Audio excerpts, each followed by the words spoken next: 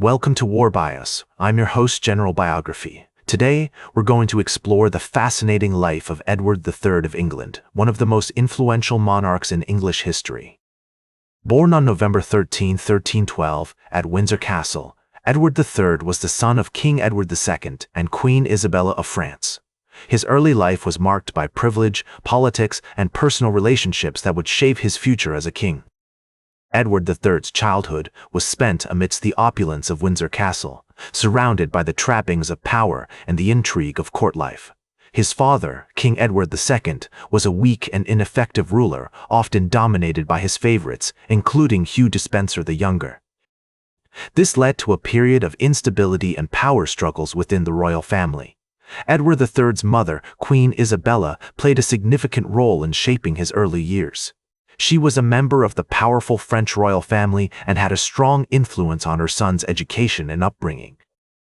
As a young prince, Edward III received a traditional medieval education, which included training in Latin, French, and mathematics. He also received instruction in arms and martial skills, as was customary for young noblemen of the time.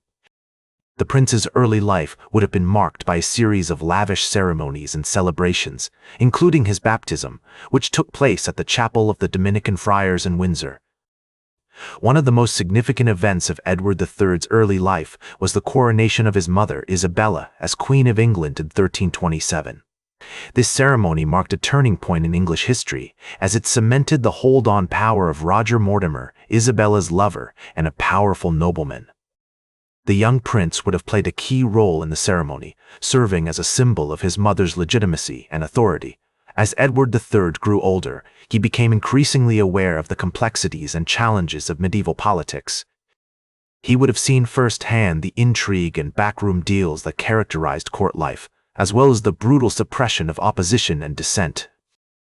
The young prince would have been forced to navigate this treacherous landscape, using his wit, charm, and cunning to build alliances and protect his interests. The historical context of Edward III's early years was marked by significant events and figures that shaped his character and future path. The reign of his father, King Edward II, was marked by conflict with Scotland, including the Battle of Bannockburn in 1314, which resulted in a humiliating defeat for the English. This led to a period of instability and power struggles within the royal family, which would eventually lead to the overthrow of King Edward II. Edward III's early life was also influenced by his relationships with other members of his family. His mother, Queen Isabella, played a significant role in shaping his education and upbringing. His father, King Edward II, was often distant and ineffective, leaving Edward III to seek guidance from other figures at court. The young prince would have been particularly close to his sister, Eleanor of Woodstock, who shared his love of learning and the arts. The young prince was surrounded by powerful figures, each with their own agendas and motivations, and he would have had to navigate these competing interests from a very early age. It is against this backdrop of intrigue and drama that Edward III began to forge the skills and character that would serve him so well in his later years. Edward III's reign was marked by a series of triumphant military campaigns, which cemented his reputation as one of the greatest warrior kings of the Middle Ages. In 1327, he launched a successful campaign against Scotland, culminating in the Battle of Halidon Hill, where he defeated the Scots and secured a significant victory for England. This triumph was followed by a series of military victories in France, including the Battle of Crécy in 1346 and the Battle of Poitiers in 1356. One of Edward III's most notable achievements was his establishment of the Order of the Garter, a prestigious chivalric order that remains one of the highest honors in the British honor system to this day. Founded in 1348, the Order of the Garter was created to promote chivalry and honor among the nobility, and its membership was reserved for the most esteemed knights of the realm. Edward III's military successes were matched by his innovative approaches to kingship and statecraft. He implemented a range of reforms, including the creation of a more efficient system of taxation and the establishment of a powerful and centralized administration.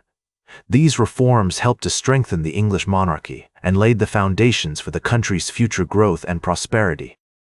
Despite his many successes, Edward III's reign was not without its challenges. He faced opposition from the nobility, who resented his attempts to limit their power and influence. He also struggled with the consequences of the Black Death, which devastated England in 1348–1350 and had a profound impact on the country's economy and society. Throughout his reign, Edward III was supported by a range of advisors and allies, including his wife, Queen Philippa of Hainault, and his closest friend and confidant, William Montague, Earl of Salisbury. These relationships played a significant role in shaping Edward's decisions and actions and helped to inform his approach to kingship and statecraft. He was a skilled politician and strategist, able to navigate the treacherous waters of medieval politics with ease. He was also a charismatic leader, able to inspire loyalty and devotion in his followers. Edward III's relationships with other European monarchs were also significant, particularly his alliance with the Holy Roman Emperor Louis IV. This alliance helped to secure England's position as a major power in Europe and paved the way for future diplomatic and trade agreements. In addition to his military and political achievements, Edward III was also a patron of the arts and architecture. He commissioned numerous building projects, including the construction of Windsor Castle and the renovation of Westminster Abbey.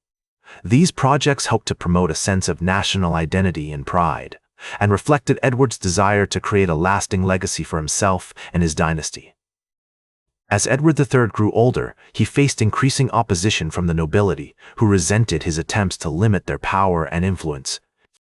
The nobles, led by the powerful Earl of Lancaster, John of Gaunt, began to challenge Edward's authority, questioning his decisions and seeking to undermine his position.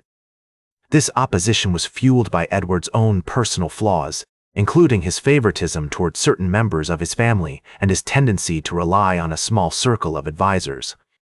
One of the most significant challenges faced by Edward III during this period was the Black Death, which had devastated England in 1348 and 1350. The pandemic had a profound impact on the country's economy and society, leading to widespread poverty, social unrest, and a significant decline in the population. Edward responded to these challenges by implementing a range of measures, including the creation of a new system of taxation and the establishment of a network of poor relief. Despite these efforts, Edward III's reign was also marked by personal tragedy. His wife, Queen Philippa of Hainault, died in 1369, and his son, the Black Prince, passed away in 1376. These losses had a significant impact on Edward, who became increasingly reclusive and isolated in his later years. As Edward III's health began to decline, he faced a new challenge, the rise of his grandson Richard II. Richard, who was just a child at the time, was crowned king in 1377, following Edward's death. However, Edward's legacy continued to shape English history, with his descendants going on to play a significant role in shaping the country's future. Edward III's later years were also marked by a significant decline in his relationships with other European monarchs.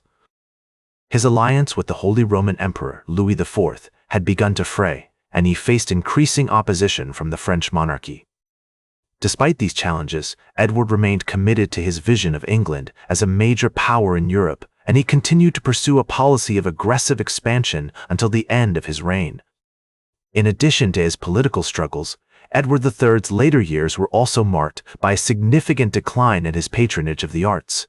While he had once been a generous supporter of artists and architects, his later years saw a significant reduction in his spending on these activities. This decline was reflected in the quality of the buildings and artworks produced during this period, which were often inferior to those created during the earlier part of his reign. Despite the challenges he faced, Edward remained committed to his vision of England as a major power in Europe, and he continued to pursue a policy of aggressive expansion until the end of his reign. That's all for today's War Bios. Remember to like, share, and subscribe, and until next time, I'm General Biography reminding you to keep marching toward victory.